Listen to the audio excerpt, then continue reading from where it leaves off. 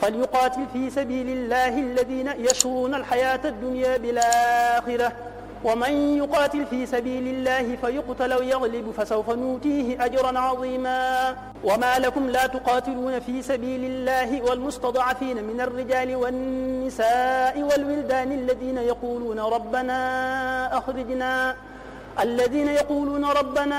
أخرجنا من هذه القرية الظالم أهلها واجعل لنا من لدنك وليا واجعل لنا من لدنك نصيرا.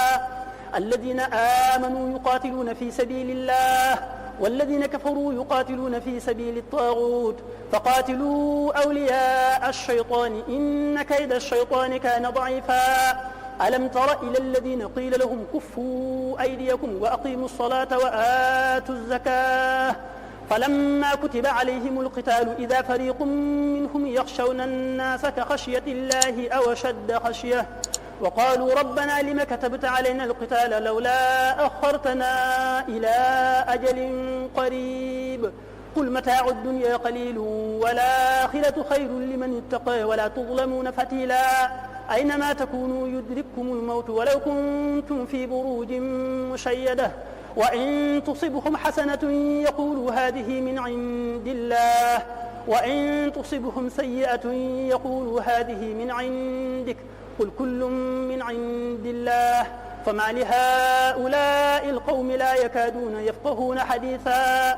ما أصابك من حسنة فمن الله وما أصابك من سيئة فمن نفسك وأرسلناك للناس رسولا وكفى بالله شهيدا.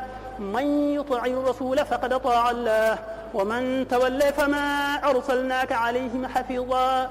ويقولون طاعة فإذا برزوا من عندك بيت طائفة منهم غير الذي تقول والله يكتب ما يبيتون فأعرض عنهم وتوكل على الله وكفى بالله وكيلا. أفلا يتدبرون القرآن ولو كان من عند غير الله لوجدوا فيه اختلافا كثيرا.